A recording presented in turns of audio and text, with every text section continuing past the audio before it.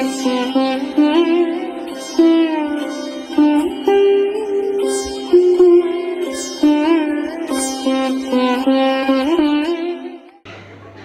that's fine. Good morning, everyone. Our chief guest has arrived. Thank you, sir, and let me give you a brief welcome.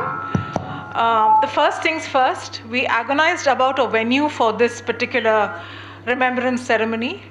I didn't want to choose a venue that my father would have frowned down upon, like a hotel. But luckily, he comes here once a year for the Retired Officers Association, so we were happy to choose this venue. I'm Anu Oza, Mr. Oza's younger daughter, and my sister Natasha is sitting over there. I'm very grateful to all of you present today. First and foremost, I'm grateful to Swamiji from Ramakrishna Mission. My father derived strength and counsel and spiritual advice from the Ramakrishna Mission for most of his life. And we are deeply grateful that Swamiji has come here today. A warm welcome to Sri Rajendran, ex-Chief Secretary, ex-Governor of Odisha. And let me also thank Mrs. Rajendran, who has made the time to come today, plus some of Dad's colleagues who have made the time to be here. My biggest thank you goes out to the non-profits and other social sector representatives, many of whom have come here today from long distances.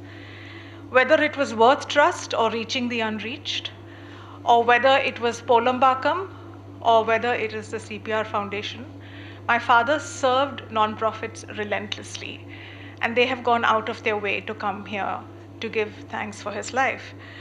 We were awash with condolences from the social sector from all over the country, starting from Ahmedabad to Bhopal to Tamil Nadu. And finally, a warm welcome to all our friends, family, and well-wishers who have made the time to come here today, because something he has done during the course of his long and remarkable life has touched them. I now request my daughter, Aditi, Mr. Oza's granddaughter, to compare the program.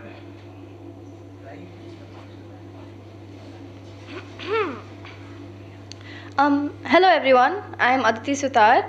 I would firstly like to extend a warm welcome to all of you for attending the memorial for my grandfather, Devendra Oza. My grandfather was a very warm and kind man, impactful not only in my life but also in the lives of many others. I'm deeply grateful for all of your presences here, especially for the commemoration of his life and the sharing of heartfelt memories. I now humbly request Swamiji Padmastananta from the Ramakrishna Mission to seek God's blessings for my grandparents and to bless the audience. We would like to thank the Ramakrishna Mission for being my grandfather's greatest source of spiritual strength. He prayed to the Holy Mother every day and derived strength from her thoughts.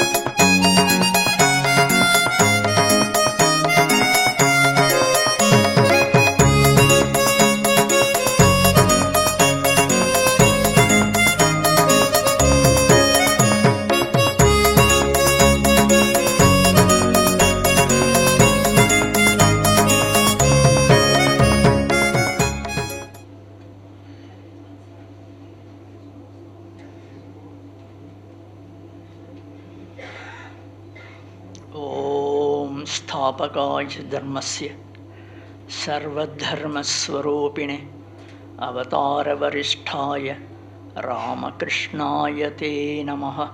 जननीं शारदां देवीं रामकृष्णं जगद्गुरुं पादपद्मे तयोषित्वा प्रणमामि मुहुर्मुहुः। नमः श्रीयतिराजाय विवेकानन्दसूरये सच्चित्सुखस्वरूपाय स्वामिने तापहारिणे।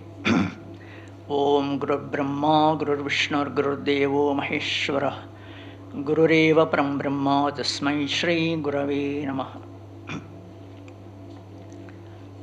dear friends, Mr. Oza would have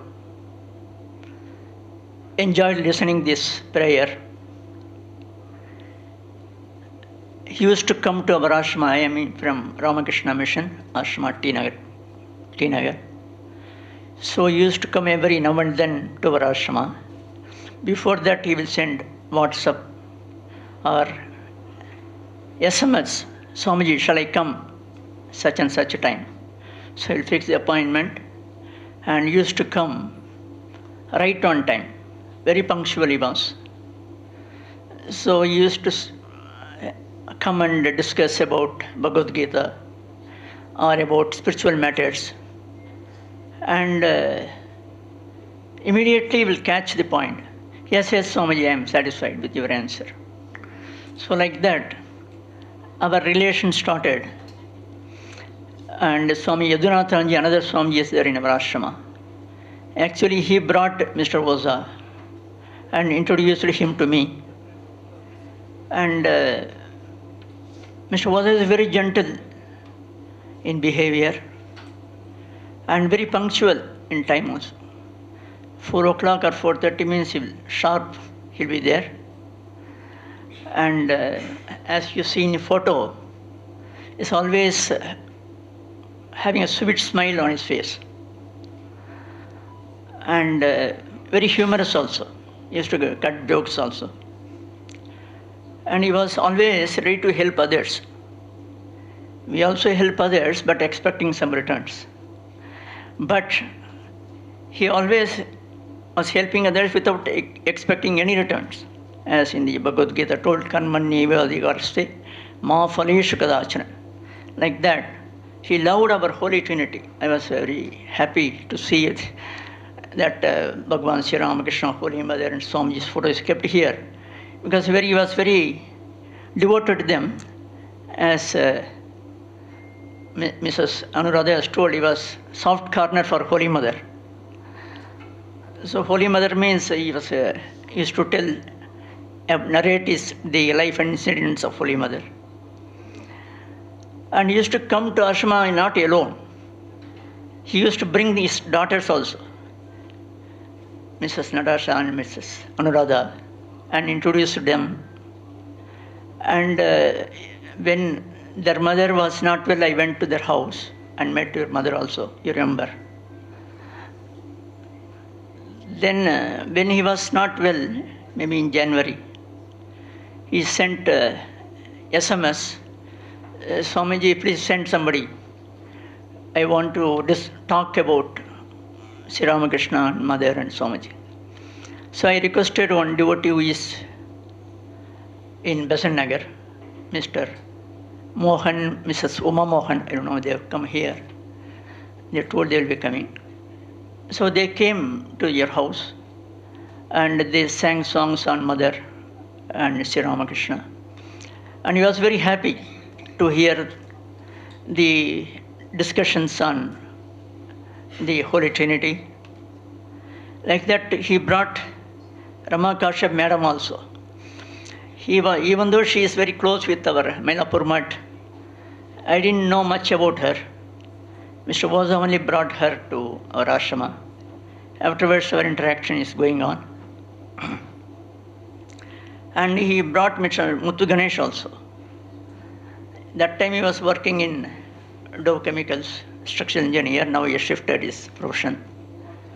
Like that, not only he used to come, he used to bring with him his friends and well-wishers and introduce them to us. And when he was in service, he used to help many of our centers. We have got one center in near Uttaramerur called Mallian Karunai. When he came last time also to ashrama, we was telling Swamiji we shall go to Mallian Karunai. It is about 80 kilometers from here, a rural center. And he was very fond of one Swamiji there, Swami Amurtanandaji. He was very close with him. And like that, he was having very close contact with all our Mutton Mission. Many senior Swamijis also know him. So in him, really, we have lost a great devotee and well-wisher and donor also.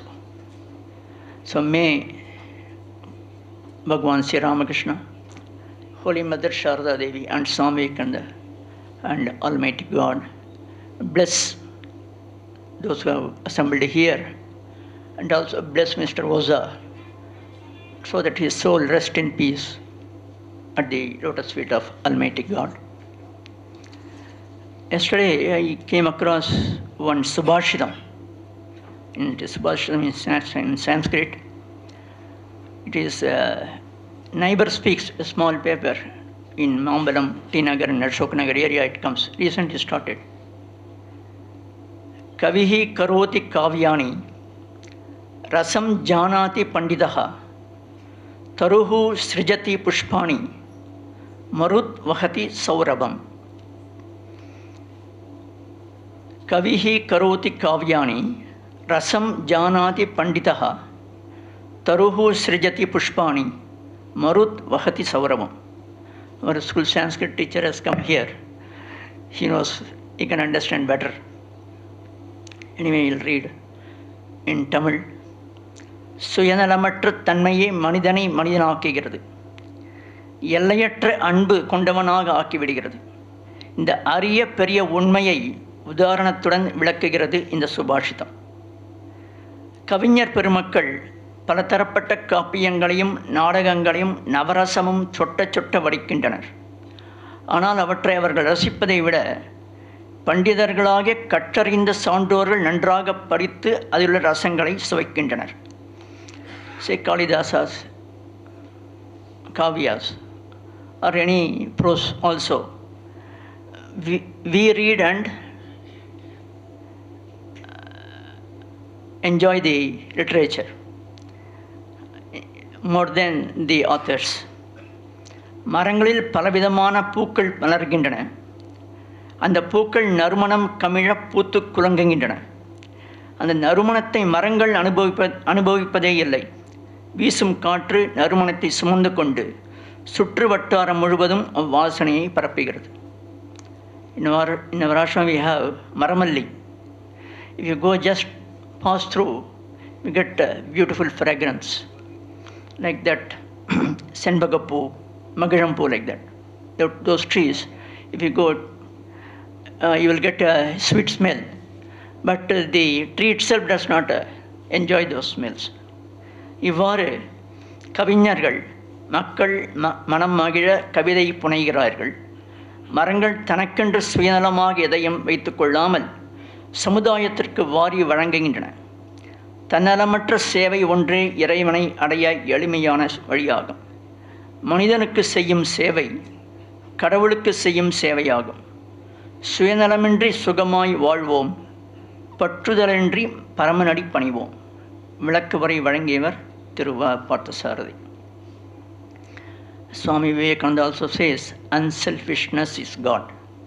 So God, we all break our head, who is God and what is God? Swamiji just told in one sentence, unselfishness is God. They alone live who live for others. Dr. D.K.Oza இந்த ஸ்லோகத்திற்கும் சுவாமி விவேகானந்தரின் இந்த பொன்மொழிக்கும் சிறந்த ஒரு எடுத்துக்காட்டாக உதாரணமாக திகழ்ந்தார்கள். Once again, I pray to the Holy Trinity so that his soul rest in peace, and also the Holy Trinity bless us all on this Memorial Day. Thank you. Namaskar. I now request the children of Sevalya to sing one of my grandfather's favorite bhajans, Raghupati Raghava Raja Ram. Sevalya is a long-standing charitable organization dedicated to aiding destitute people in need, including children in bonded labor, the vulnerable, and the very old. It was built on the principles of Gandhi and like-minded people, and is an organization which my grandfather was a trustee of.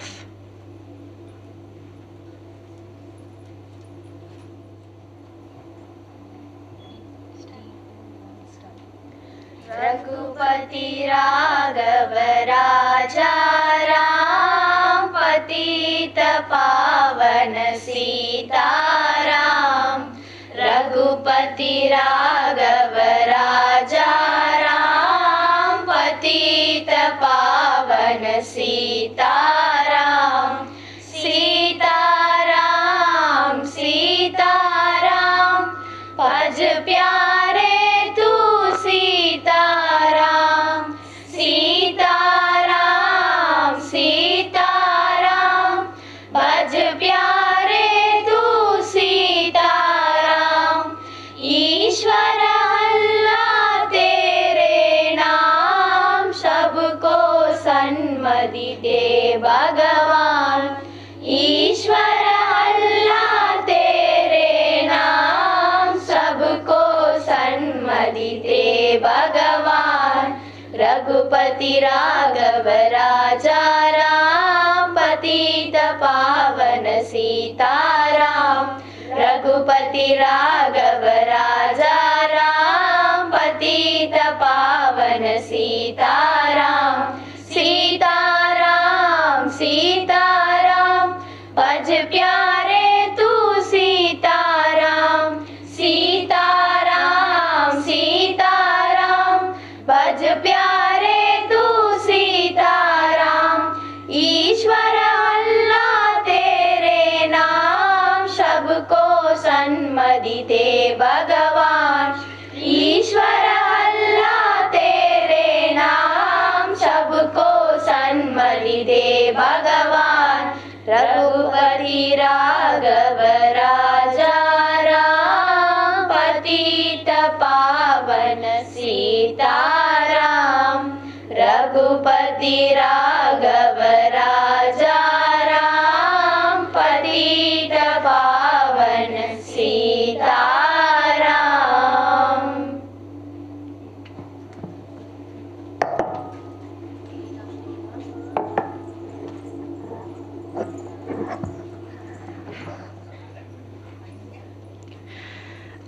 I now humbly request Shri M.M. Rajendran Sir, IAS and former Chief Secretary of Tamil Nadu as well as former Governor of Orissa to come forward and speak.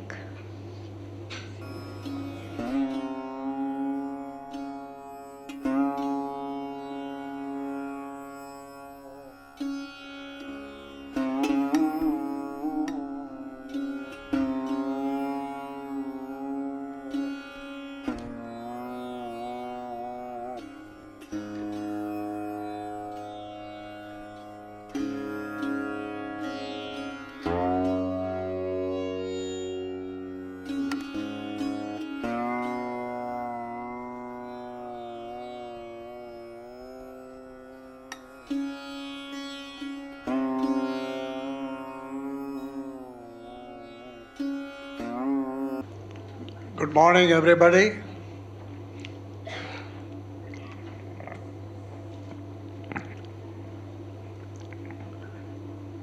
Family members of Shri Oza,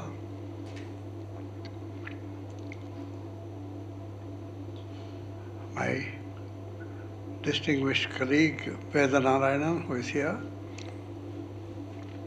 Swamiji,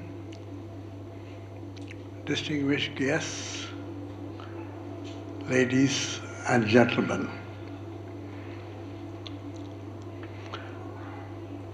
It's an honor for me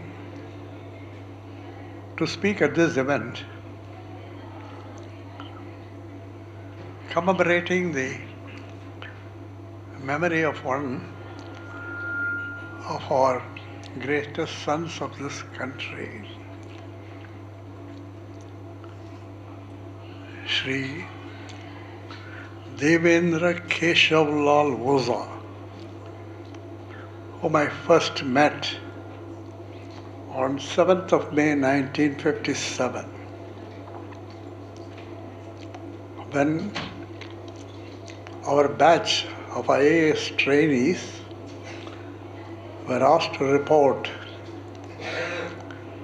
at Metcalfe House in Delhi, which was then the National Academy of Training for IAS Officers.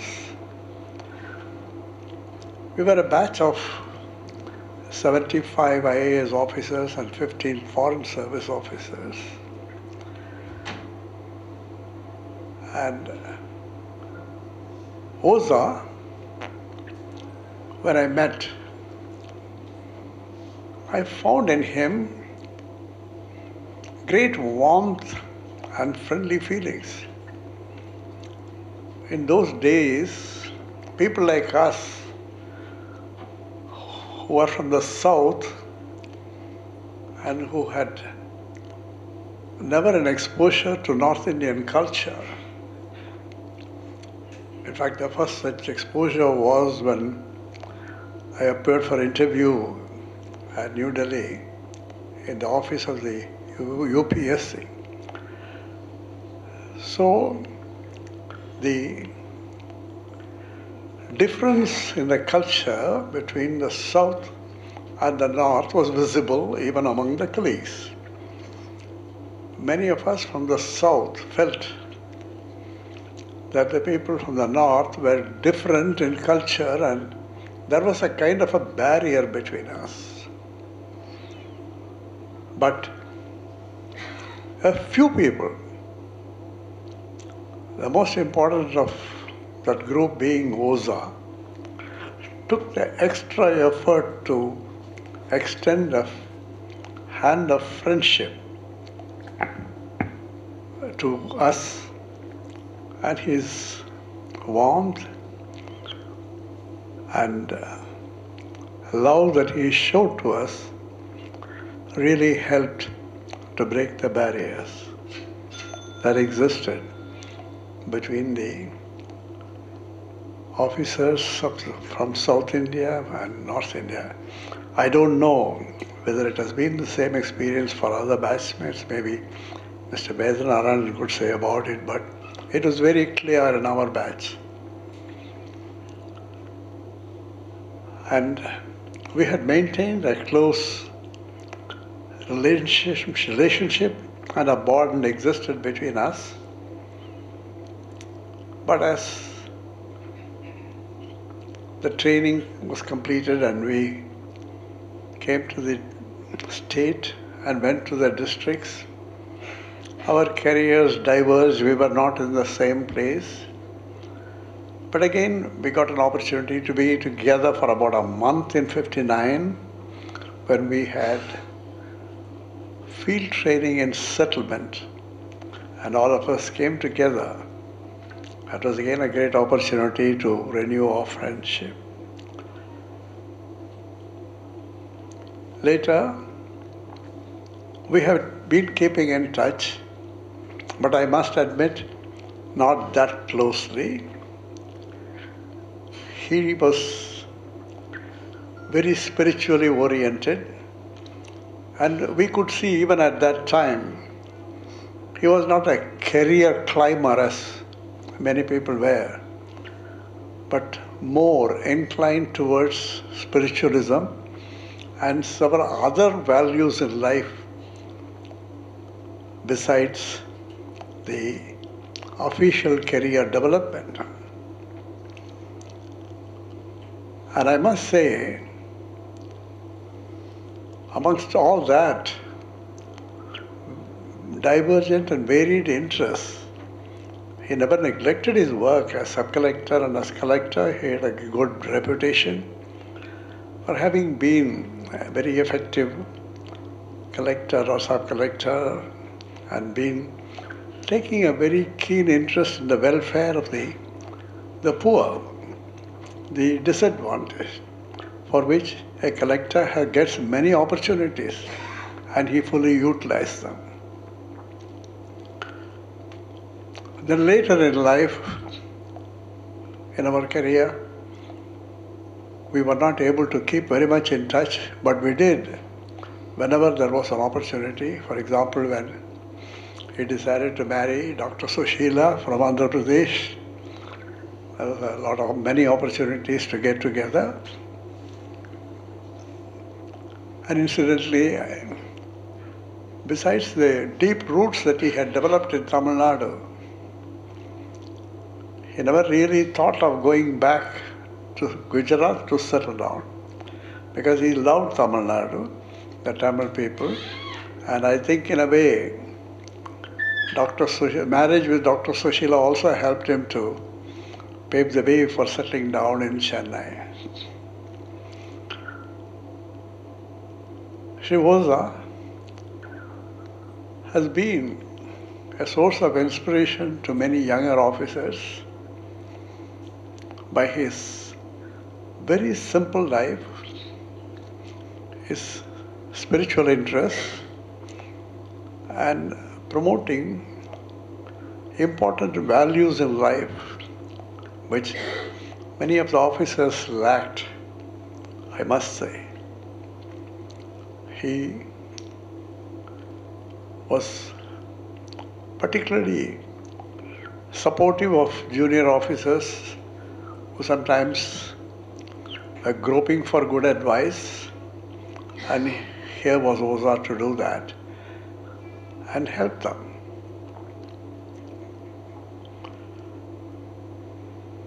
In the life of Oza, what one feels is that when you are devoted to an ideal, you have to pursue it vigorously. There are many other temptations to take you away from that, pursuing that goal, which never was present with Oza.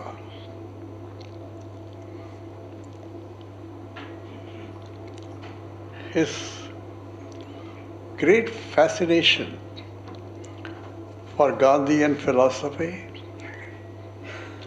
impelled him to keep more directly involved in Gandhian studies. He used to talk about his views on Gandhism, and he practiced in his life very simple dress,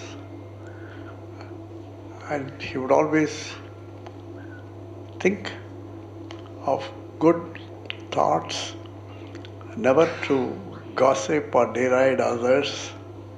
I mean, these are excellent qualities which not every IAS officer can boast of. He had held several positions where he made a mark,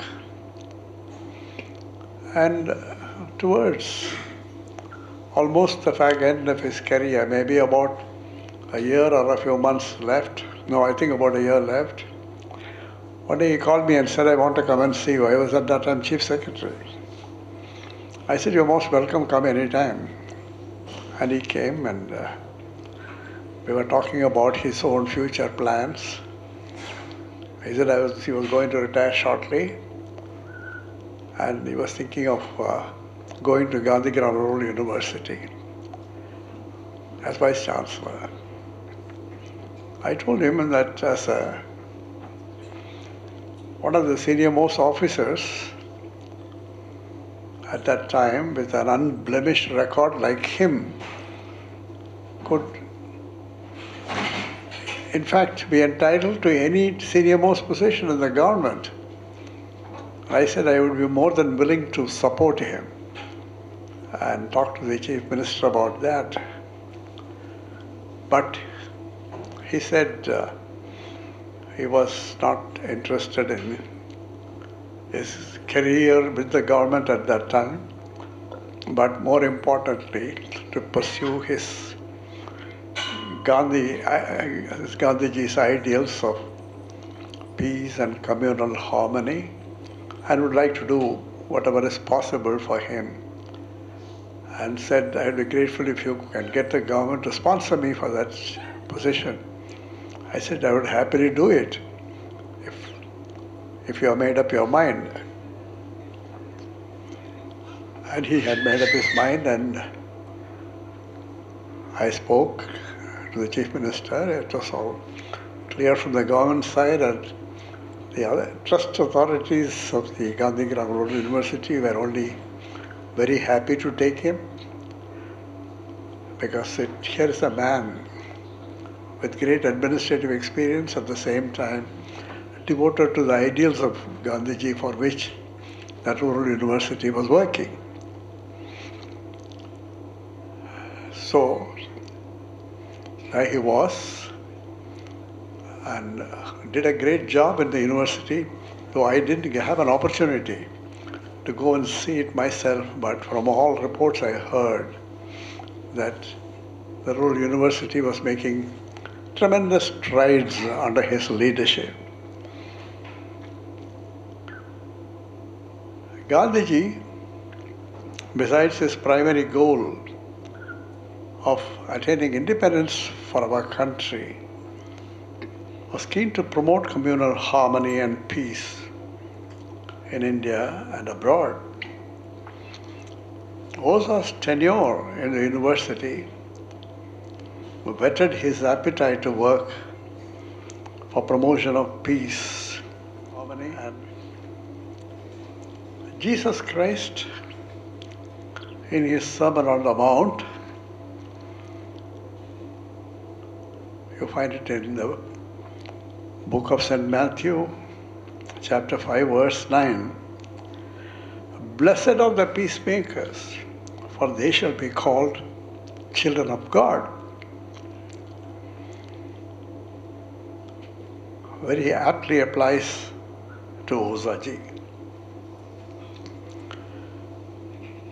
The same thought is also reflected in an indirect manner in an old Sanskrit saying, Loka samasta sukhinho bhavantu, which means, may all beings everywhere be happy and free.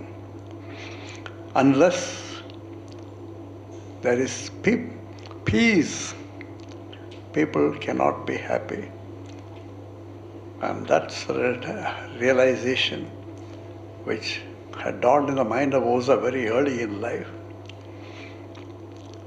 I am very happy to note from what Swamiji said, which I in fact was ignorant of his closeness to the Ramakrishna mission, and had imbibed the ideals of Sri Ramakrishna.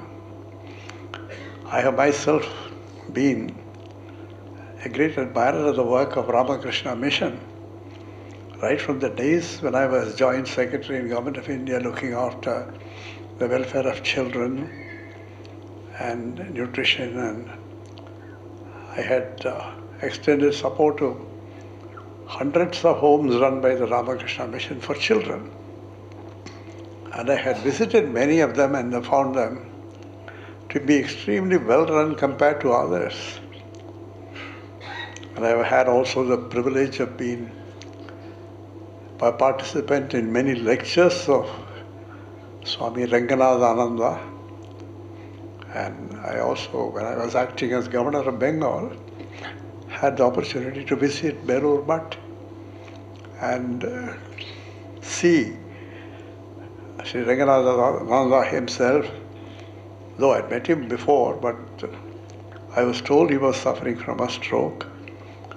But I said, let me at least go and see the place in Belur Mutt where he is living. But somebody went and told him that I was there. And within a few minutes, he came down walking from the upstairs, walking down the steps, and said, I'm so happy to see you. And we had an interaction for more than 15 minutes. And no doubt that Ramakrishna Mission attracted Oza, and he could get a lot of spiritual inspiration from them. Of course, I want to say more I can say about Ramakrishna Mission, because even as collector, as governor of Orissa also, I had several experiences where they did outstanding work in the relief after the super cyclone. So it's no surprise that he was very close to Ramakrishna Mission, and and the mission had helped him to get peace and tranquility. Oza promoted he dedicated his life post-retirement to be associated with several non-governmental organizations, one of which we saw today, singing Raghupati Raghava Rajaram. And his main purpose was to promote the ideals of Gandhiji. And he did that very well in his own very simple and unostentatious way. He was very unhappy that even though at the end of the Second World War, when the United Nations was set up, everyone said, never again a world war like that. Well, technically we haven't had a world war, but there have been civil strifes everywhere. And Oza realized the civil strifes result in so much of damage to people, property, and in particular to women and children.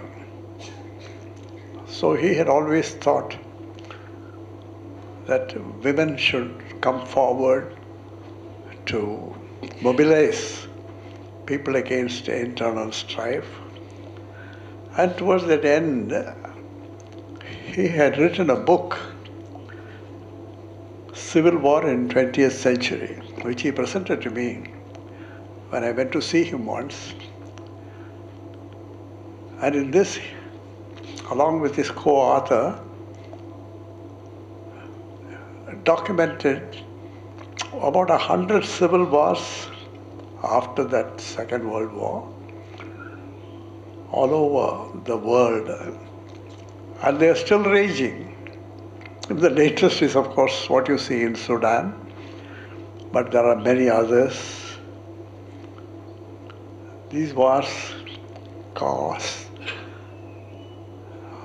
untold damage to the people's lives, and this was something which he was pushing for, to resolve these conflicts by promoting the ideals of peace and communal harmony among people, racial disputes, all this. He brought light in that book, and I'm sure the book will carry this message to many people. I would like to draw your attention to the closing words in this book. He had actually quoted Mahatma Gandhi when he visited a Montessori school in England. And he had said, and I quote, "You have very truly remarked that if we are to reach a real peace in the world, and if we are to carry on a real war against war, we shall have to begin with children." Very apt saying, which is true even today. The hope of our future generation are the children. Of course, I have had the privilege of working in the area of child development and promoting what is called today ICDS, or Anganwadi scheme, which was developed by me when I was in Government of India. Today I'm seeing it with so much of satisfaction. And it is a great thing that the role of women and children has been appreciated by Gandhiji and imbibed by Oza and practiced. As we remember Oza's life and work, let us all dedicate ourselves and work towards the lofty ideal of promoting peace, communal harmony, and understanding among all sections of population in the world. Thank you very much.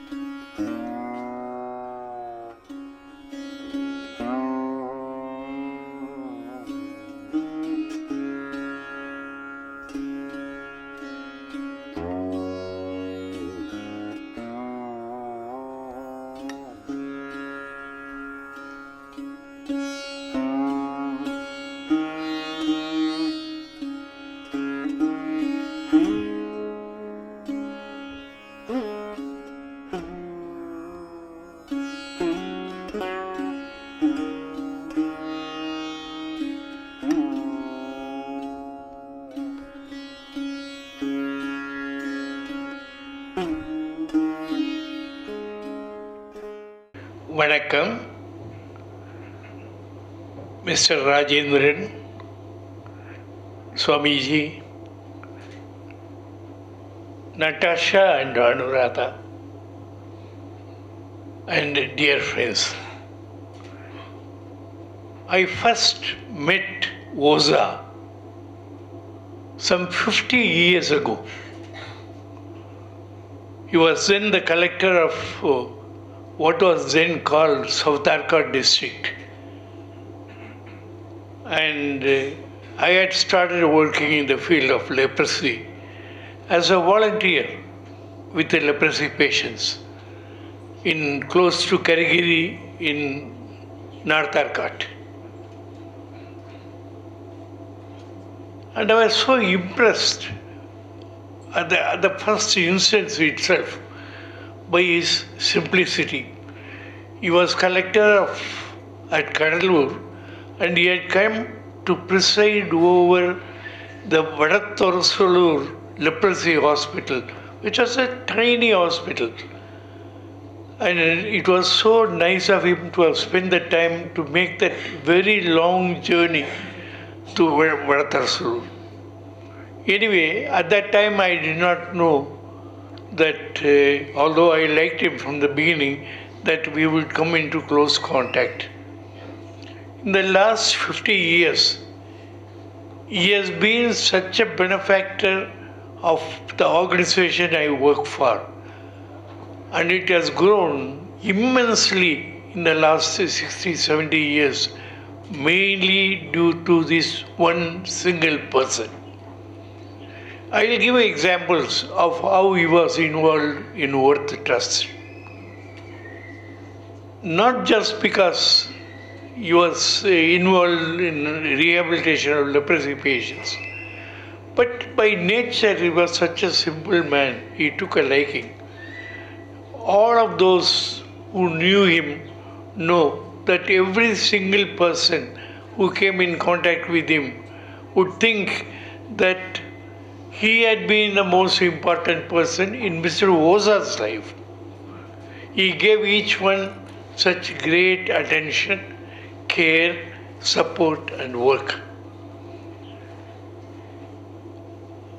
One day, I had naturally visited him very often to seek his help and support.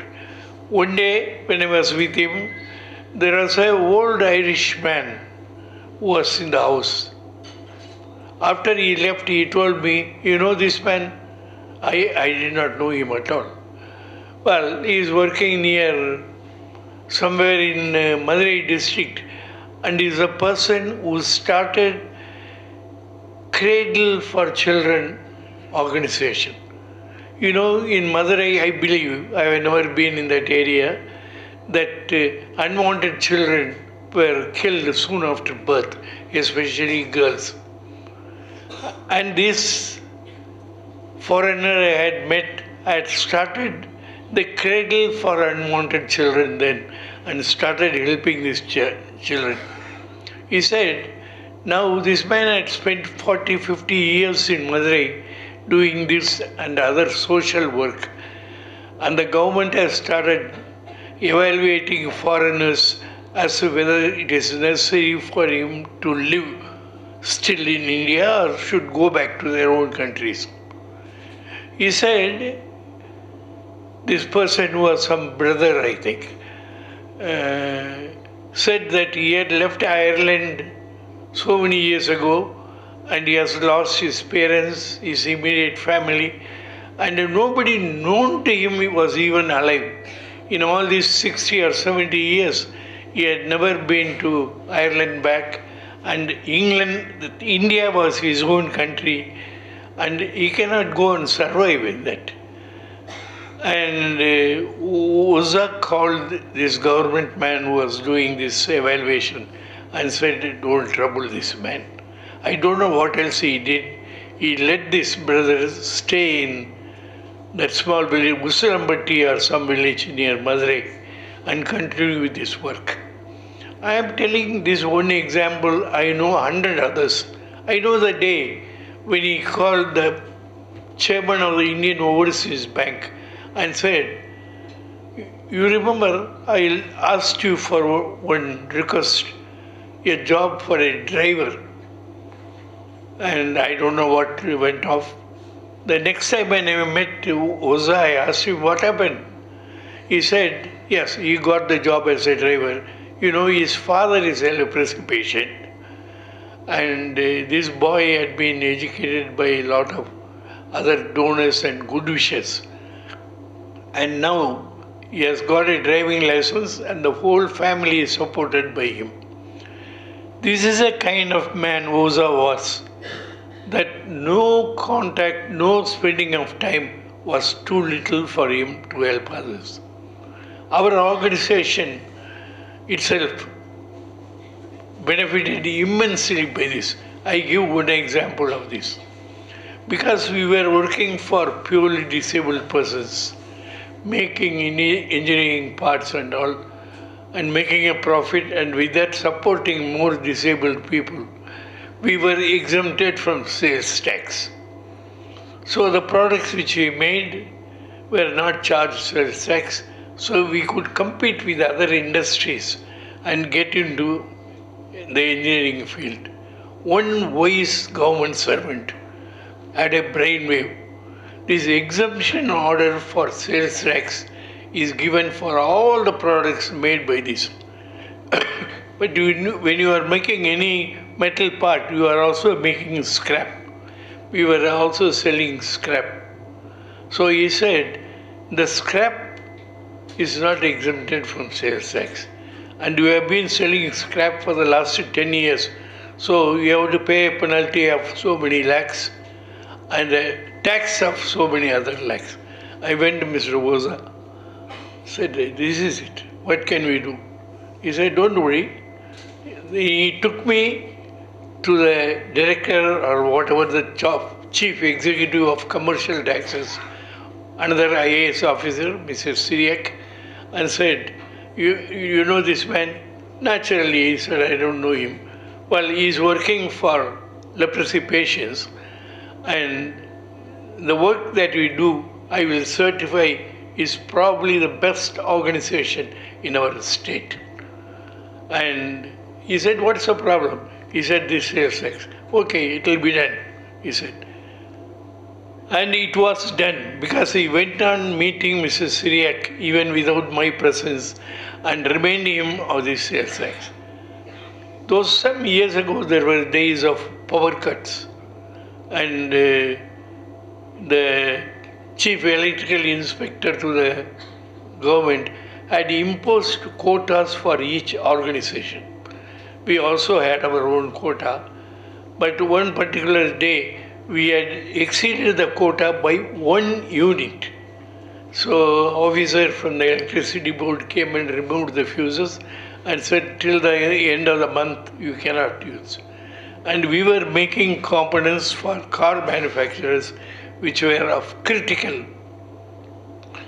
So what shall we do? Then the same day I phoned Mr. Oza. He said, come along.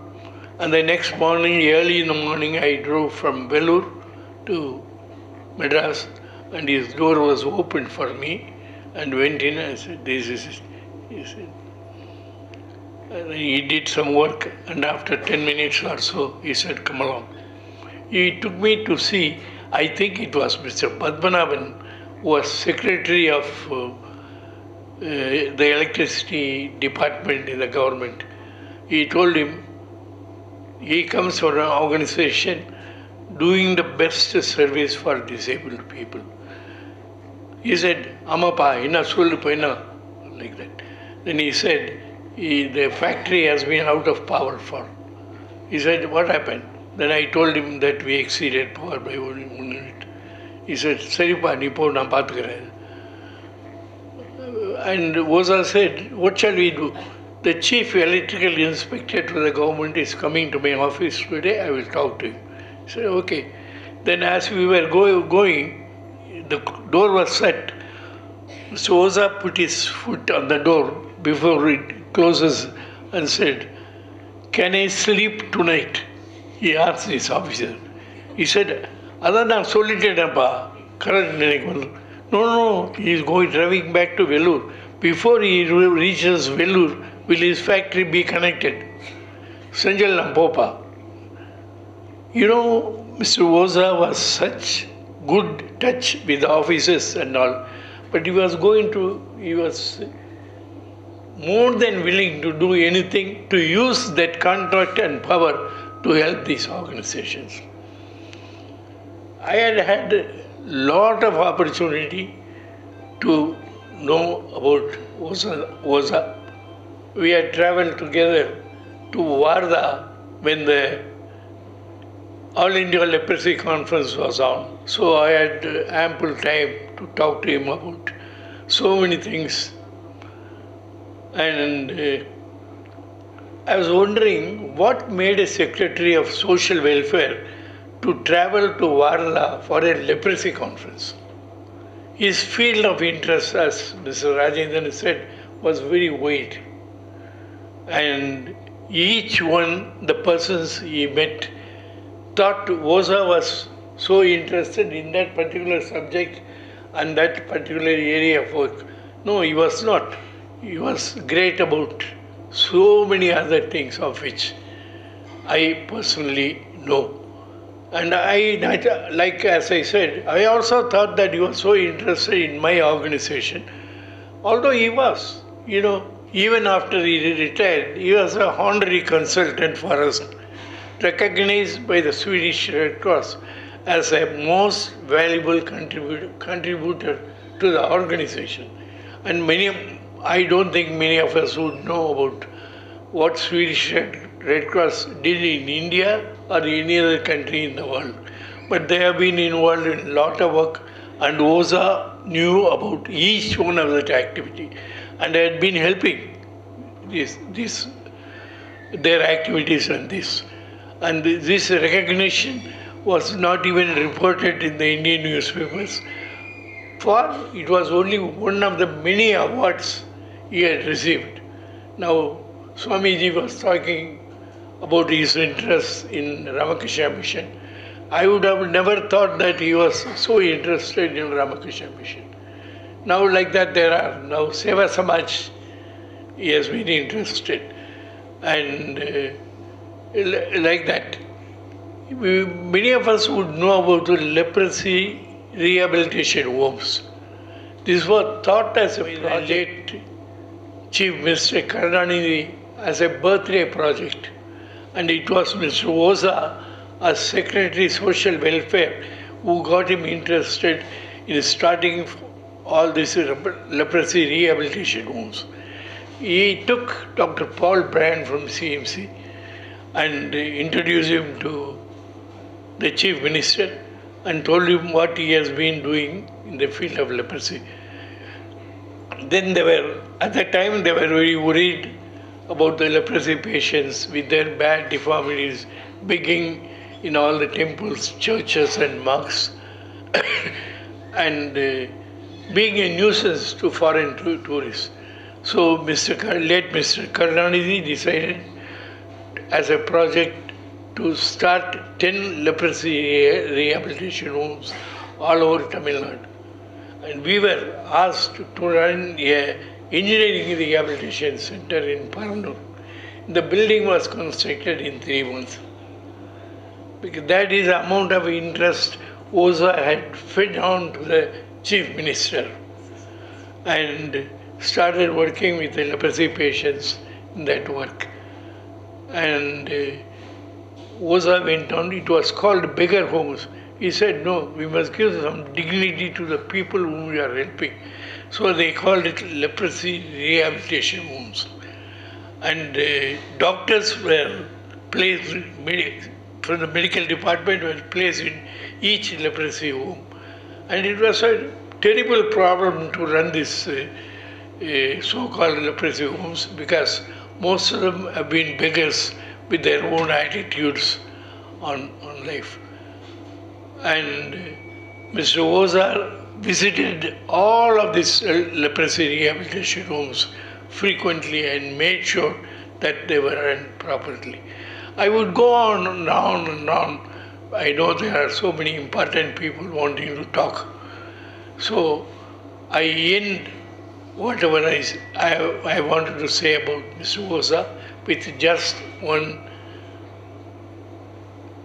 Gujarati proverb. Man mera changa to katrot me ganga. I was told. I don't speak Gujarati, but I am so impressed by this proverb. I am told that if your heart is so pure, you have Ganga on your thing. Thank you. Thank you, Banu and Natasha, for inviting me. Now I call my mother Anu and my aunt Natasha to share family memories with the audience. I am Mr. Oza's daughter, Natasha, and my sister Anu is seated in the front row.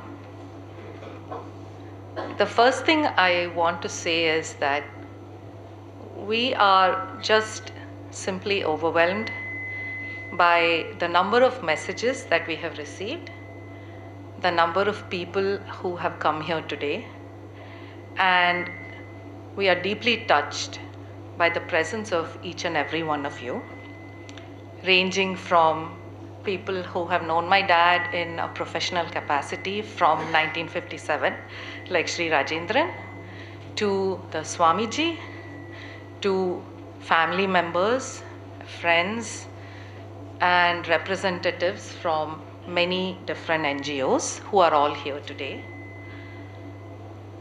We thank you for celebrating his life. And we have heard a lot about the values that drove him. And what I want to do is, I want to share with you, as a daughter, some of the things that he and my mother gave to us as our parents, and how there were certain common threads in his life that resonated throughout his life. And I hope to share with you some family pictures. Let me start by saying that my father very much lived his life grounded in Gandhian ideals. He derived a lot of spiritual sustenance from the Ramakrishna mission, from Sri Ramakrishna, Sharadamani Devi, and Swami Vivekananda, and he remained a lifelong supporter of the mission. In fact, my mother had studied in Sharada Vidyalaya. He derived spiritual satisfaction, but he also gave the mission his time, energy, and support, as Swamiji has remarked. He had a long, distinguished career as an IAS officer, 1957 batch, and he was most well known for being the Chief Electoral Officer of the state and Additional Chief Secretary to the government. He also had numerous other interests and was a Gandhi scholar, served as the Vice Chancellor of Gandhigram Rural Institute, which is today a deemed university. He taught at Portland State University in the US for 6 years, somehow concealing the fact that he did not have a PhD. He was invited to teach Gandhian philosophy and modern Indian history because he impressed the professors at Portland State so much with his wide knowledge. And it was a source of great amusement to us that he was not a traditional academic, nevertheless had a rich academic career. He published 2 books, one on civil wars, which Mr. Rajendran referred to, which was published 2 years back, and one on voluntary movements in India with a Gandhian approach to building people's movements. And we have placed both the books outside on the table, and please take a copy of each book. Most importantly, I would say, he cared deeply for the most vulnerable. Children, refugees, the differently abled, women, And his NGO work, which was wide ranging, covered training, job creation, education of children, and women's empowerment. In fact, the only group of people for whom he had no patience was Chennai auto drivers. Apart from that, he was very much in favor of, as many have remarked, whoever he met and interacted with and gave his attention to. As a daughter, I can tell you that beyond his distinguished career, he also lived his life with great zest. He was a wonderful father and grandfather. He loved children. With my mother, Dr. Sushila Oza, he built a wonderful family life, of which I will talk a bit more. He loved dogs and horses. He loved riding. He trekked in the Himalayas. He played hockey at the state level in Gujarat. He was a bridge champion. It seems like he had an endless list of interests and accomplishments. And he loved poetry, classical music, literature, art. I'll tell you a little more about how I got the name Natasha in a little while. But he was very much a person of very wide-ranging interests.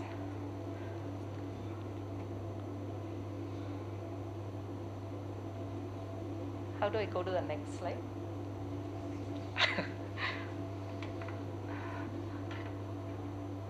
Okay. Gujarat in 1933.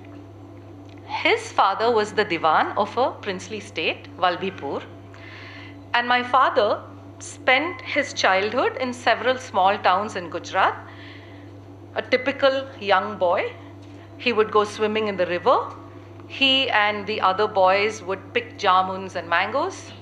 They would go to the temple, the priests would chase them away. In other words, very typical childhood of the time. They attended the village school.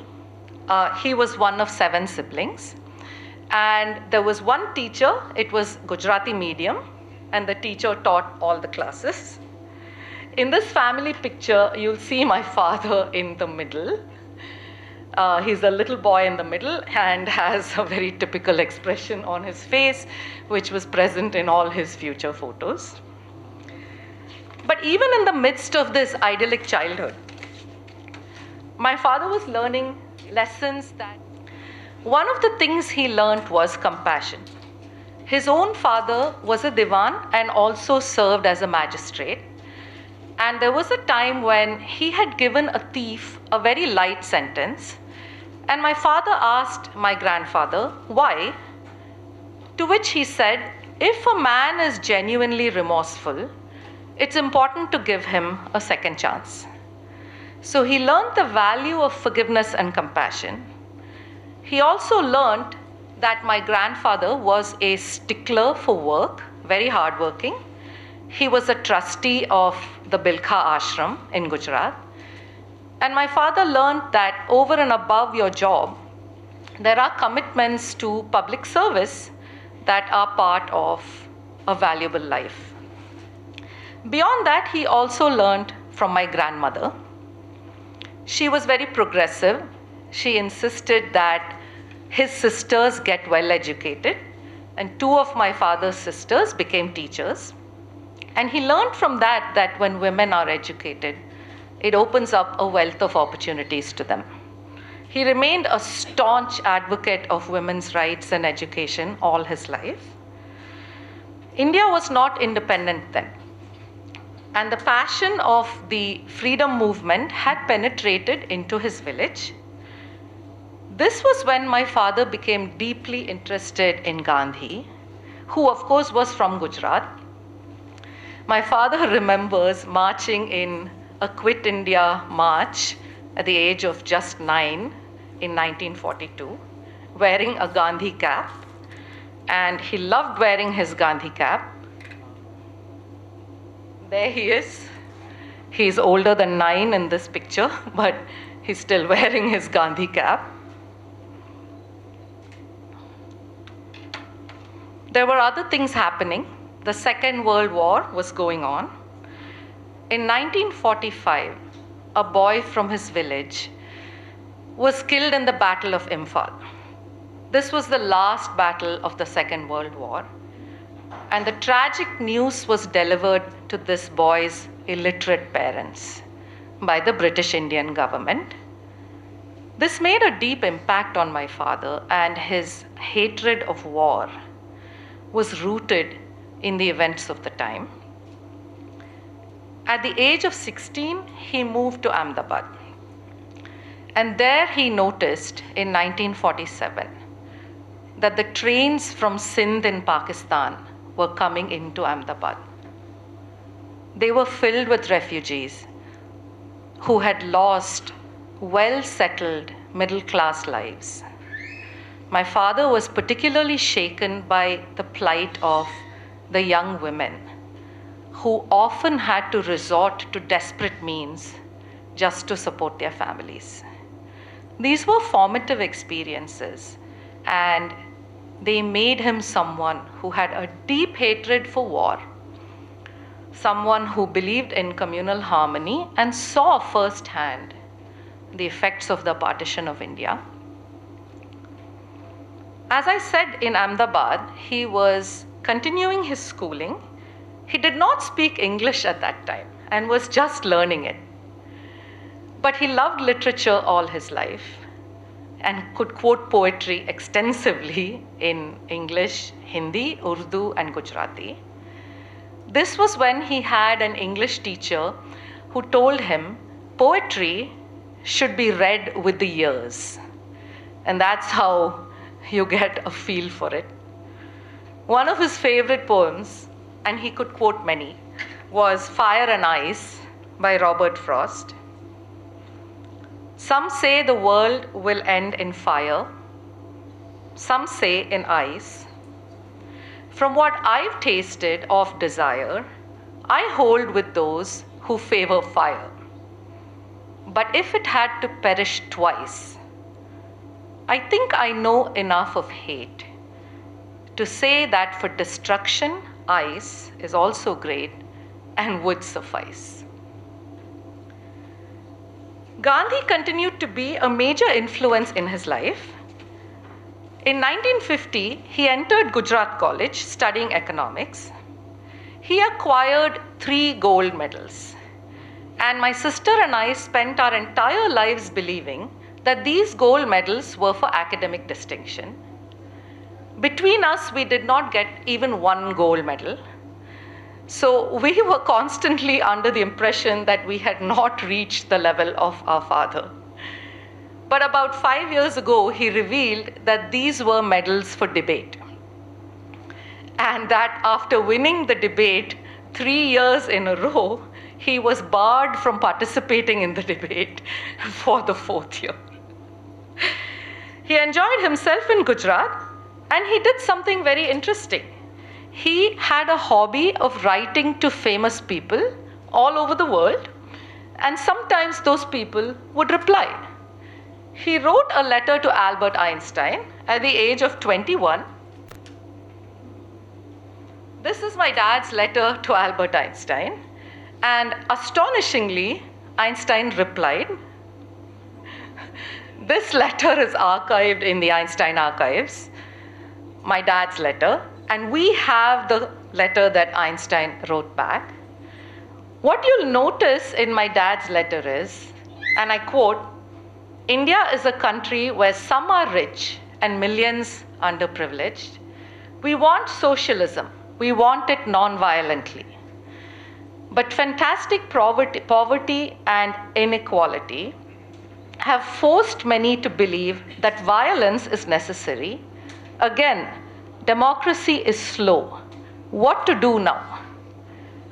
I must tell you that at the age of 21, he was showing already his deep love for India and his concern that millions were poor while some were rich, and how could we develop in a safe, stable fashion.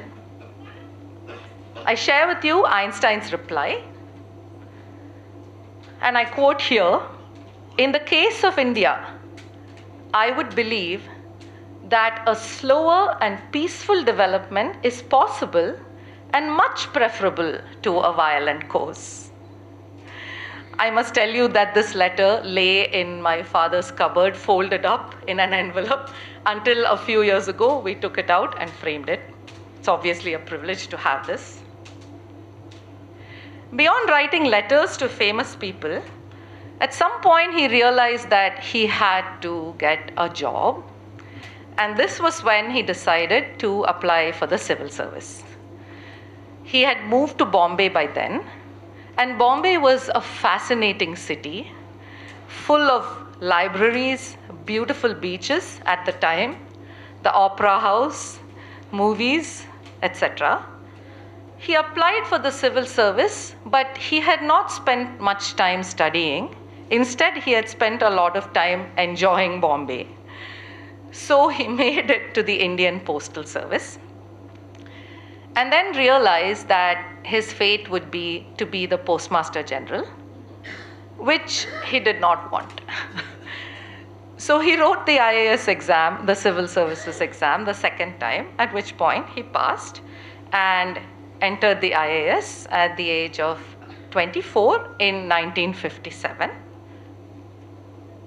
And this is a picture of the IAS badge. And I must ask Sri Rajendran if he sees himself here. So if I can figure out the pointer, my dad is here, right here. And you see here the President of India, Sri Rajendra Prasad. His first posting was in Vellore in Tamil Nadu. He had chosen Tamil Nadu as one of his choices because he was a very adventurous person, and Tamil Nadu had a reputation for being a very well-governed state.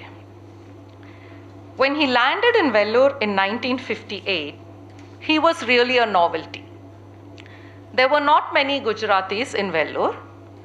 There were no people with the name Oza, definitely. And on his first day, they did not know what to make of him. So they thought he was a non-vegetarian and a Christian, and directed him to a military hotel for his meals and a church for worship. Of course, he had no idea what military hotel even meant, because that's a term that I think is just used in Tamil Nadu. But from those beginnings in Vellore, he became a stalwart officer with deep connections and love for Tamil Nadu, and made friends then, like Mr. Anthony Swami, that continued his whole life.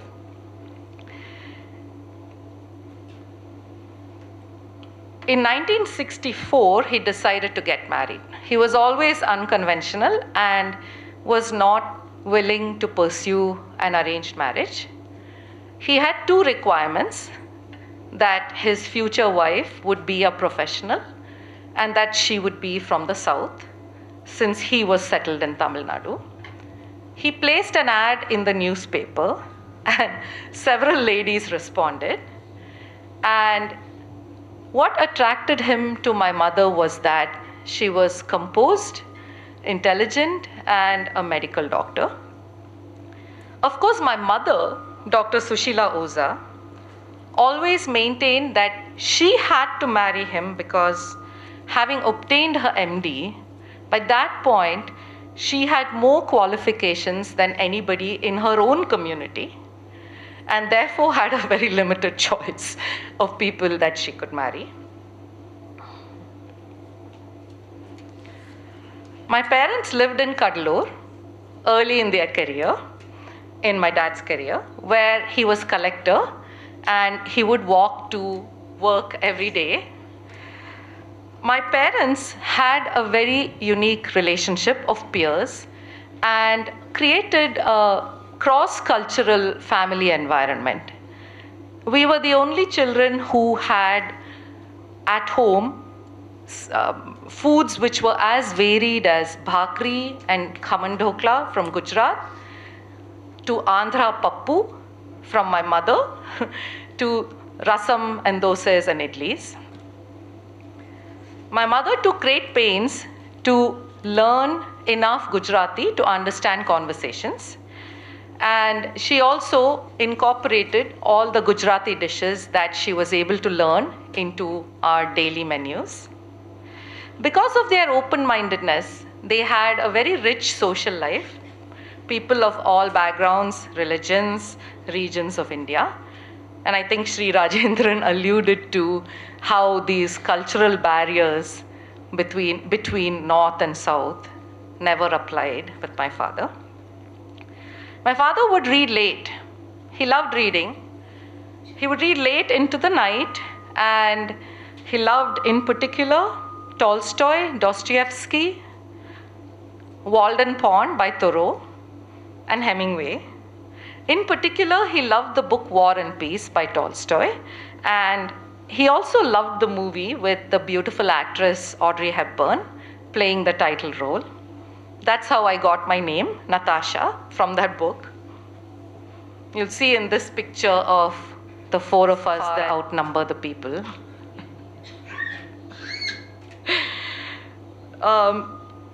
As I said, my father and mother, neither one of them were conventional.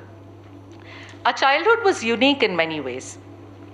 We moved to Avadi, far away from the city, and my father realized that the kids had nothing to do during the summer vacation. So he single-handedly created a summer camp where we learned astronomy, swimming, camping, bird watching, etc. All the kids who attended that camp were so influenced that even 50 years later, they've written to us saying that this was one of the most formative experiences. And as they put it, it was not just what we learned, it was the attention that he gave us. As an adult, he took the trouble to create this for us kids. This is a group of boys who attended the astronomy session, and they got so carried away that they actually built a telescope. This was, of course, when they were about 14 or 15, many years ago. And this was his effect, that his attention and time as a busy person meant a lot to a lot of people. My parents did not differentiate in how they raised boys and girls. My dad taught us to play hockey, took us swimming, and focused a great deal on tree climbing. And my mother actually said that childhood is the time to learn these things. After all, there's plenty of time in the rest of your life to learn other things.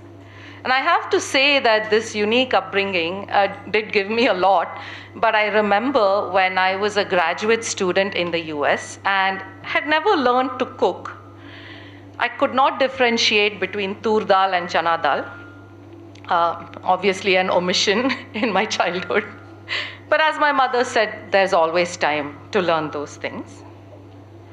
My father also taught us the Bhagavad Gita. He was deeply influenced by it. It was a core scripture for him in how he lived his life, especially the idea of karma yoga. And he wanted his daughters to learn it directly from the Swamijis of the Ramakrishna Mission. So we used to have Gita classes where they would come and they would sing the Gita to us. And that's how we learned, my sister and I learned some of it. Of course, my father was a practicing Gandhian. In 1976, our housekeeper Meenamma joined us. She was a key figure in our family life. She adored my father. She would make special dishes for him. But both she and my mother disapproved of some of his Gandhian habits. He would wake up very early in the morning to spin on his charkha, and they were convinced that he was not getting enough sleep. He would also wear only white khaddar. Most of you have seen him in that. And he insisted on washing his own clothes, to which their objection was that in a city like Chennai, where we do not have enough water, you don't have the luxury of using 3 buckets of water to wash your clothes, especially if you insist on wearing white clothes, which have to be scrubbed well. Of course, this did not change my dad's mind in the slightest.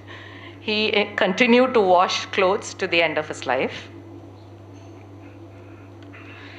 After giving you this little bit of family background, let me talk a little about his career. As you know, he served as Chennai collector, also in social welfare, revenue and finance, and industry. He was the chief election officer, Tamil Nadu, for many years. This was not an easy position. The Election Commission has numerous responsibilities and has to rule on election law and on the behavior of parties and candidates. Such was his integrity and competence that all political parties insisted that he continue in this position, with the result that he served as chief election officer for many years. He conducted the elections after Mrs. Gandhi's assassination. This was a very fraught time in 1984, and the preservation of peace and harmony after an assassination was of great importance. These elections were conducted with no violence or disruption. He also pioneered the single-day election. Prior to that, elections were conducted over 2 days, but he was able to deploy both the police and reserves to secure all polling booths in the state. He also began the implementation of computerized voting machines and systems for the state. He was an authority on election law. Long after retirement, he was still consulted by the union government on matters of election law. He also conducted the state census, receiving the Census Medal of the Government of India.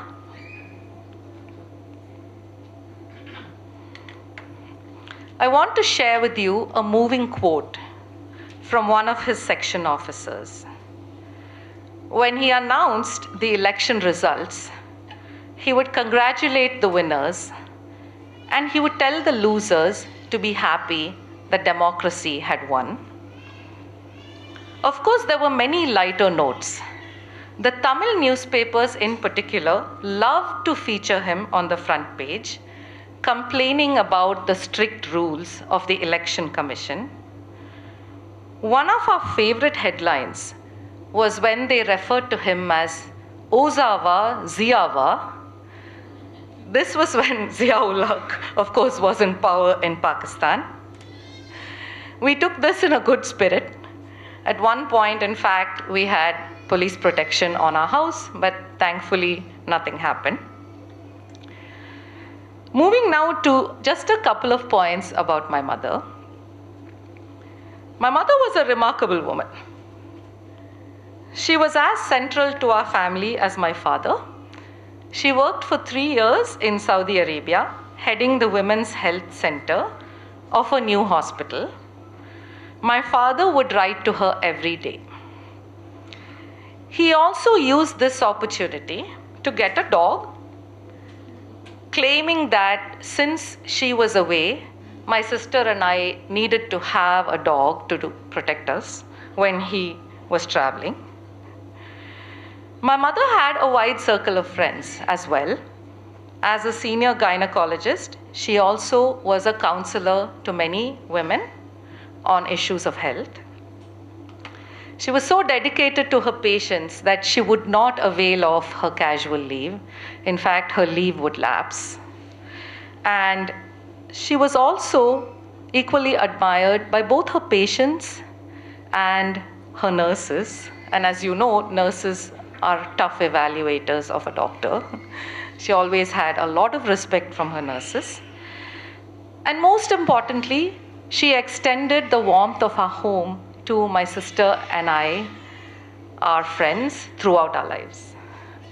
With that, I'm going to hand this off to my sister, who will talk a little bit about the rest of my dad's career at Gandhigram, etc. Much, Natasha. So let me conclude as quickly as I can.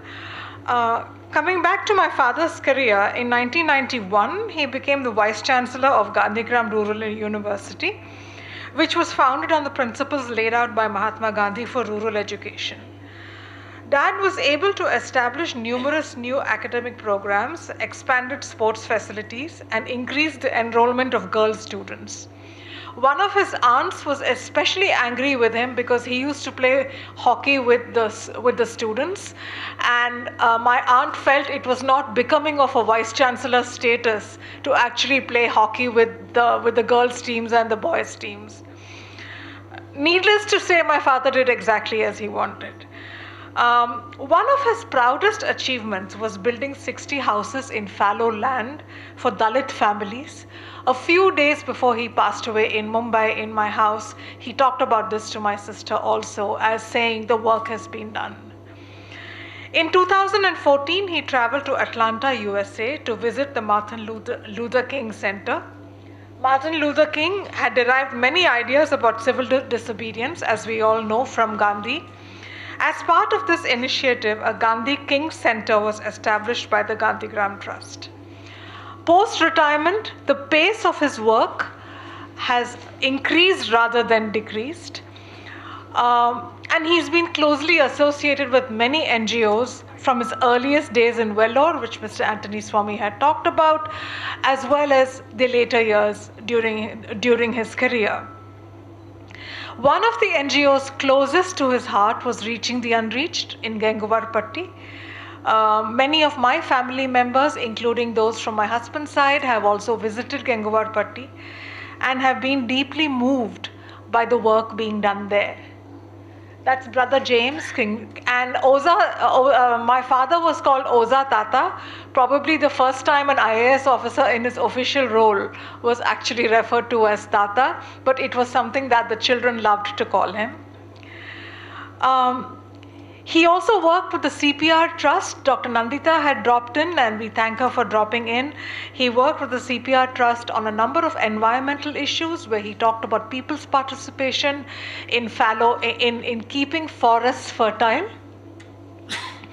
He also worked in Polambakam on women's environment. Can you show the picture, please? And he also got the Swedish medal, the Swedish Red Cross medal for social work. Apart from that, he believed NGOs and voluntary movements had an important role to play in building the nation. He wrote his book on voluntary approach and the Gandhian movement, which you can pick up outside. My parents were doting grandparents to Anasuya and Aditi, our children. Dad smuggled in yet another puppy into the household just to keep one of his granddaughters happy. In 2021, he published Civil War in the 20th Century, which Rajendran sir had talked about. This was the book that he actually began 40 years ago on the long train rides from Avadi to Chennai. What we remember most about our parents, I know that we are two people who've lost both parents, and that's incredibly hard. But I think what we remember most about our parents was their open-mindedness, their generosity, their integrity, and what fun they were. Our friends formed part of an extended family for our parents, and that is something we will always be grateful for. Many of our friends have therefore come in today. My dad in particular attracted attention wherever he went. He was taller than most people. He had an uncommon name. He always wore white khadi and spoke Tamil flawlessly. But he also Sanskritized Tamil, which is sheer sacrilege, by using words like irkolio and ukarangol and shigram shapadanga and things like that, which no one could understand. But apart from that, he spoke outstanding Tamil. Our parents have inspired us. While extremely accomplished, they remain simple at heart, leaving us their love for family, music, literature, and art, and inspiring in us a belief in public service and caring for the weak and most vulnerable amongst us. Can we go to the last picture? We have placed copies of his books on the table. Please feel free to make copies. And please sign the visitor's condolence book placed at the front. Thank you once again for your attention. We believe our father was a remarkable man, and you have chosen to grace this occasion and share our thoughts. Once again, thank you. Request Father Paul Sami from Reaching the Unreached to come forward and speak. My grandfather was the president of RTU for many, many years, and they held a very special place in his heart. I'm really very happy to represent Reaching the Unreached to express our sentiment of gratitude to Dr. Oza for all his contributions to this organization. When Mr. Anthony Sami was talking about a man afraid of going back to his country, fearing that he would not be allowed to return, after 2017, after James Kimpton's death, Dr. Oza was sharing with me that he was guaranteed him of his return if he goes to visit his parents or his native place, but Brother Kimpton would not budge into that because he made himself as Indian, or that small village called Kallupatti. He was proud to call himself as Kallupattikaran, and therefore in that way the relationship began with James Kimpton and Dr. Oza. And I don't know when it started, definitely before he became Vice Chancellor of Gandhigram. And once Dr. Oza, he said, he suddenly landed in Boys Village where James Kimpton was there, and saw his library, and he was very much impressed by that, and then onwards it started. And officially he enrolled himself as a member of Reaching the Unreached Society in 1991, and in 1995 he became the vice president, and in 1915 he became the president of Reaching the Unreached. This organization works for vulnerable children and women, and he's also Dr. Oza's thought also in line with that, and therefore he loved to come to our organization for all the meetings. There used to be 3 meetings in a year, and he would travel all the way from Chennai, around it is 450 kilometers away to south, and he would travel and spend few days. And after when he became president, even that increased 5 times a year. And he would say, I just want to come and stay here and see what is going on, and so on. In that way, he was very much helpful and encouraging with his administrational abilities. And when he was president, and out of his own innovation and his own sacrifice, he started a reading room for public, and also he started a fund to reward the toppers in the school, and he started a music band for the children, and he built 6 houses for the poor. And when he donated this money, he specifically mentioned that these houses should go to the widows and so on. Once the houses were built, when he comes, he would go there and spend few hours with the family for whom the houses were built. And also he sponsored a borewell. So besides his administrational contribution, from his own sacrifice, he contributed these things. And to be in RTU is very close, is very happy to be in RTU. And he always used to say that RTU remains very closer to my heart, and therefore he made his visit as often as possible. And after this corona, after his knee replacement, he could not travel, and so much so our children and the staff started asking me, "Osa Tata Patu Romba Naalache, Osa Tata." As they fondly call him Tata because they also call Brother James Kempton Tata, and therefore they call him Osa Tata. And really, in that way, he was well connected with our children and with our staff. And when he was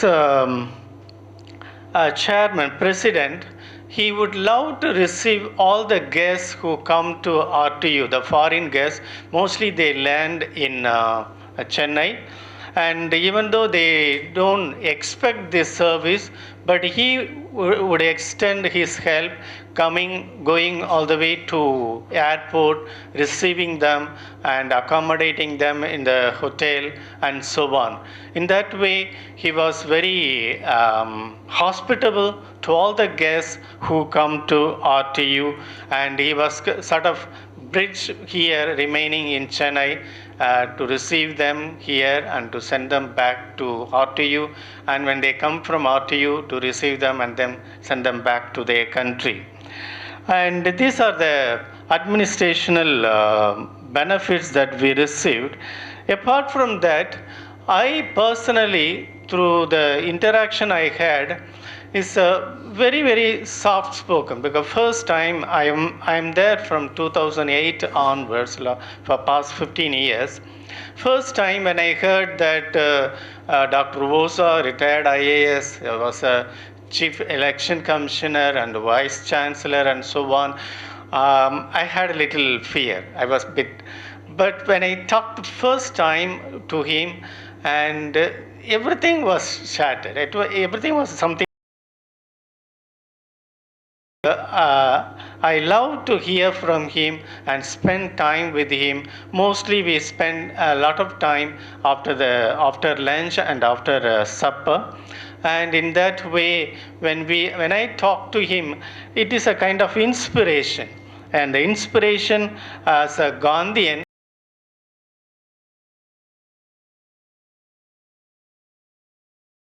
how it is damaged or challenged by various things and so on. And the thing is, whether something happens here in Tamil Nadu or India or across the world, anywhere it can be, but he would feel that. He would feel that something has to be done, or something we should take some initiative. That way, his whole his thirst for peace was incredible, and therefore I really in his footsteps and in the Gandhian way. Thank you very much for this invitation. Thank you. I call upon my grandfather's niece, Miss Nandini Oza, to come forward and give a small presentation on his home state, Gujarat. And after that, we'll have some. First of all, I must thank all of you for being here and giving me this opportunity to share about our very dear uncle Devendra, my father's younger brother. Thank you so much for giving me this opportunity to share with you. I'm sure all of you know about his life, his work, his family, his values here in Tamil Nadu. But back home, in home state also, he meant very much to all of us and the state too. And I thought I will share this about the home state, which many of you may not know very much closely. And when I was making this presentation, can you go to the first slide, please? When I was making this slide presentation, I realized that this is not my voice or my thoughts alone, but something which my family and even Devendra Kaka would have wanted to share with you about his family, his upbringing, his home state. And so this is our collective voice of the family in Gujarat and even of Devendra Kaka. This is my grandparents' photograph, father and mother of Devendra Kaka. And my father has written about his parents this, and I'm sure even Devendra Kaka shared the same emotions and out to you. Our father Keshavlal Oza was born in 1895. Bapuji, as they all called him, told me that on the day he received news of passing matriculation examination in 1914, he was taking the family buffalo to drink at the water hole. After passing BA with honors, he studied law in the only law college at that time, far away from home, earning for fees by giving tuitions. After practicing law in Junagadh, Gujarat, he became the magistrate in Lakhtar state, treasury officer of Wakaner state, and subsequently the Diwan of Lathi state in 1931 and the Diwan of Mansa and Valbipur states. This was till all the states were unified on India's independence. My mother, that is Devendra Kaka's mother, Savitri Ben too had completed matriculation in the year 1924 when women were not really going out of home in those days. She was very knowledgeable in Sanskrit and had the whole of Gita by heart. She left no stone unturned to see that all of us get the best of education and move ahead in life. This is why my one brother became an MD, another, Devendra, cleared IAS, and one became a professor in economics. My sisters too are postgraduates, and my father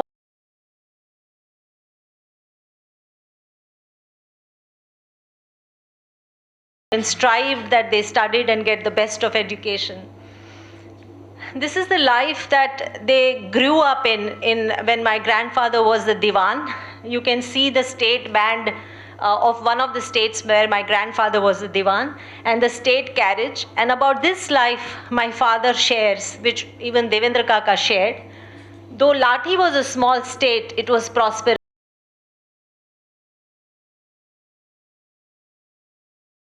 All of us brothers and sisters, horse riding, horse races, etc. were not novel to us. We were familiar with the protocol to be followed in the state too from the early childhood. My father was in a position of power all his life, but on the day the states were unified,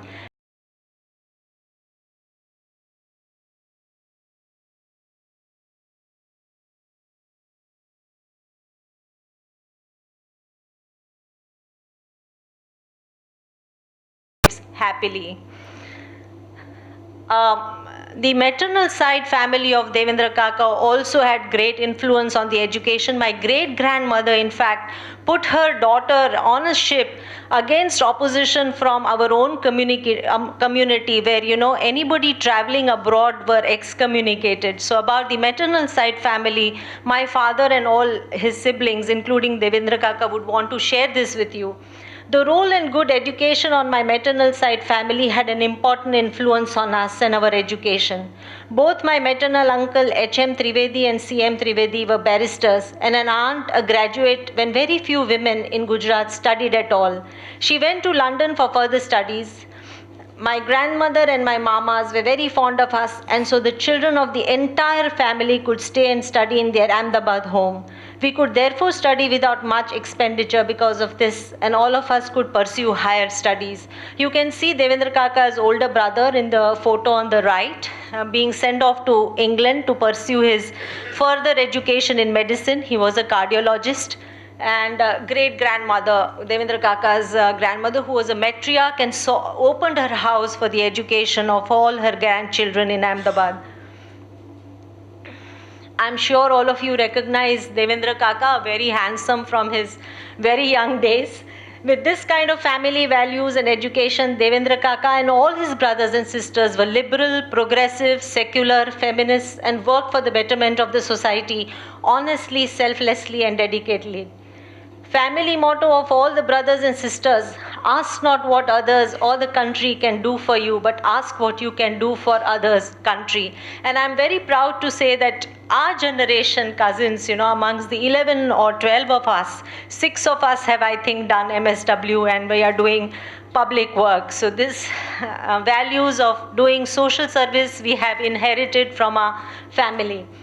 And I must say that Devendra Kaka, a small family secret I need to share here, that he was so good looking, so intelligent, so warm, so accomplished, that when he was studying in Ahmedabad, there were very many women who had lost their heart to him and wanted to marry him.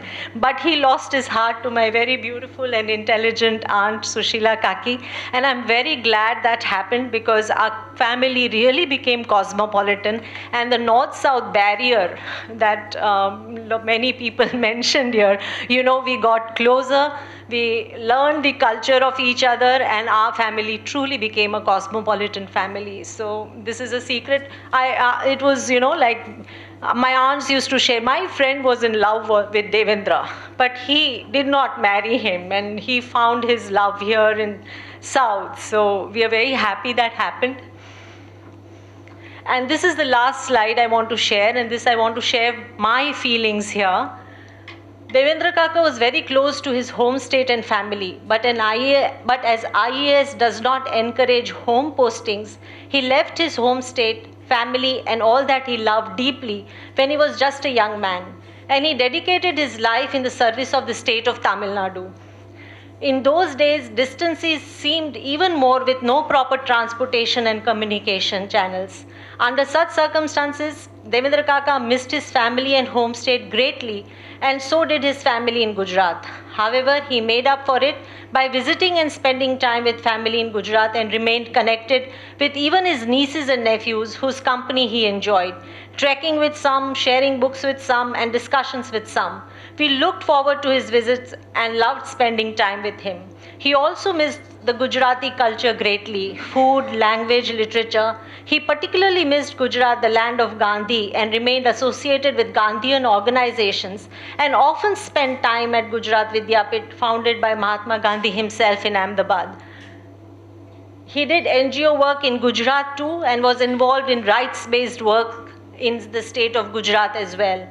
In the last couple of years, when it was difficult for him to travel, his spiritual connect with Gujarat grew stronger, and for every single day for the last year and a half, spoke with my mother on phone, exchanging prayers, spiritual notes, etc., particularly from the teachings of a family guru, Nathuram Sharma at Bilkha. This is how he remained connected with his roots. And today, when Devendra Kaka, who the entire family was not only very proud of but loved deeply, has gone really, really far away, we find him even closer to us and a family from Gujarat. Thank you very much.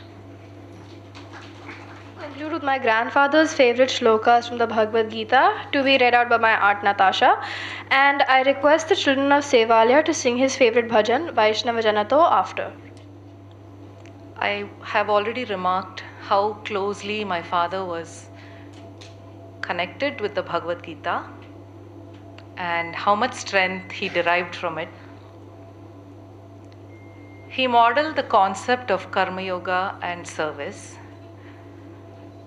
And in this time of loss, some of the shlokas have given us a great deal of support. One of his favorites was when Sri Krishna tells Arjuna about the nature of the Atman. The Atman is eternal. Nainam chindanti shastrani, nainam dahati pavakaha, na chainam kledayanti apo, na shoshyati marutaha. Weapons cannot cut the Atman, fire cannot burn it, water cannot wet it, and wind cannot dry it.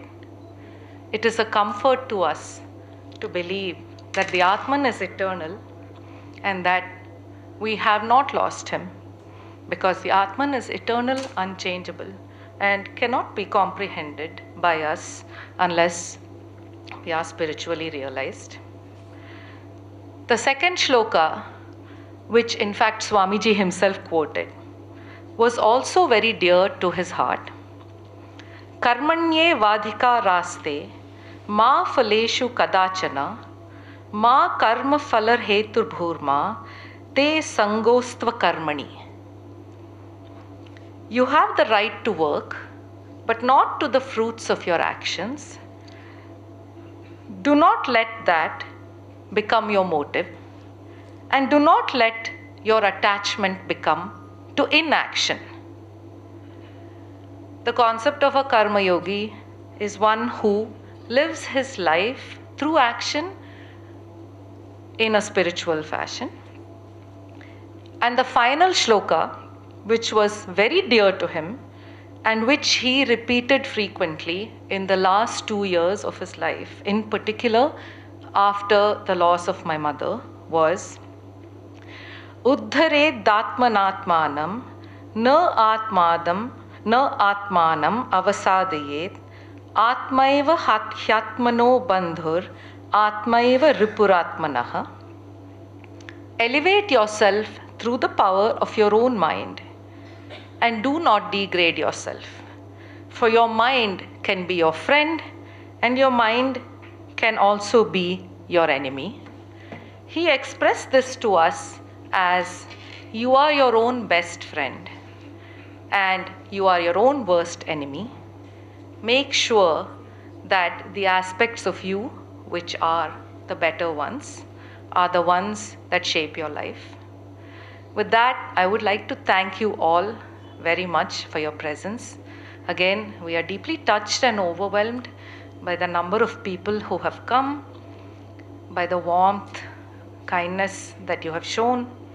And I think our last item is a bhajan, Vaishnava Janato, which was my father's favorite. It is written in Gujarati by the Gujarati poet Narsi Mehta. So the children of Sevalia will be singing that. Thank you. તેને કહીએ જે પીડ પરાયે જાને રે વૈષ્ણવ જન તો તેને કહીએ જે પીડ પરાયે જાને રે પર દુર્ગે ઉપકાર કરે તો ये मनु अभिमान न हाने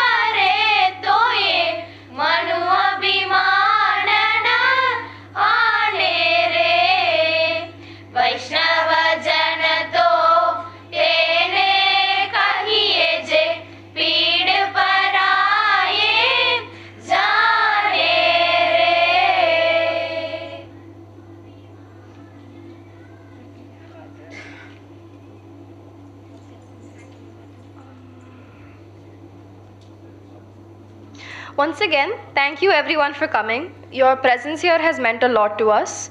We now break for lunch. Please feel free to pick up the copies of my grandfather's books that were placed outside. Thank you. Have a good day.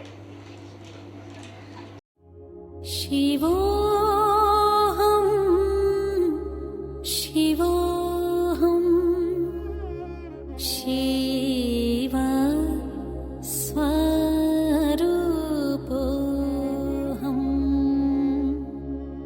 शिवोऽहं शिवोऽहं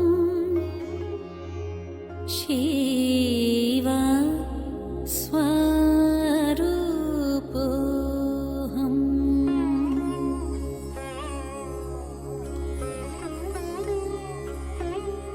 नित्योऽहं शुद्धोऽहं बुद्धोऽहं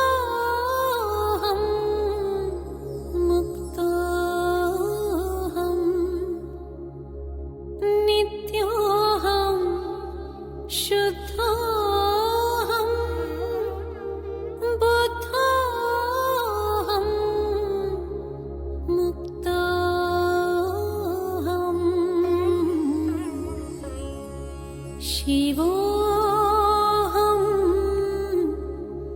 शिवोऽहं शिव स्वरूपोऽहम् शिवोऽहं शिवोऽहं शिव स्वरूपोऽहम्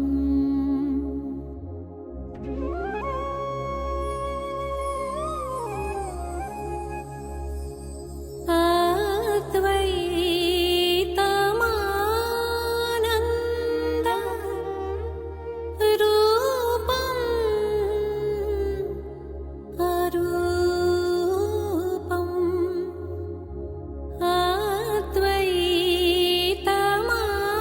अद्वैतमानन्द रूपम् अरूपम्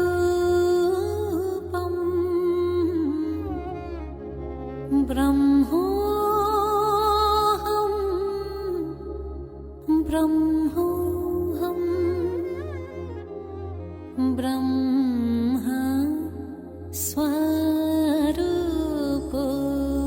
स्वरूपोऽहम् ब्रह्मोऽहं ब्रह्मोऽहं ब्रह्म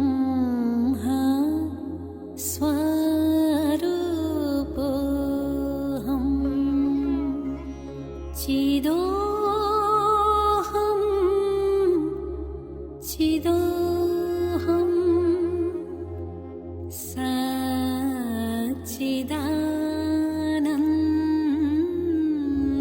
सच्चिदानन्दोऽहं चिदोऽहं चिदोऽहं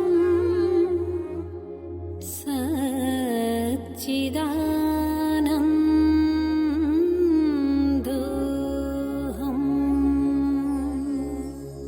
शिवोऽहं शिवोऽहं शिव स्वरूपोऽहम्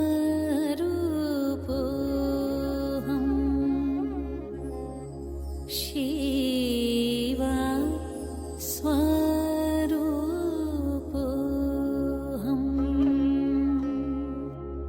शिव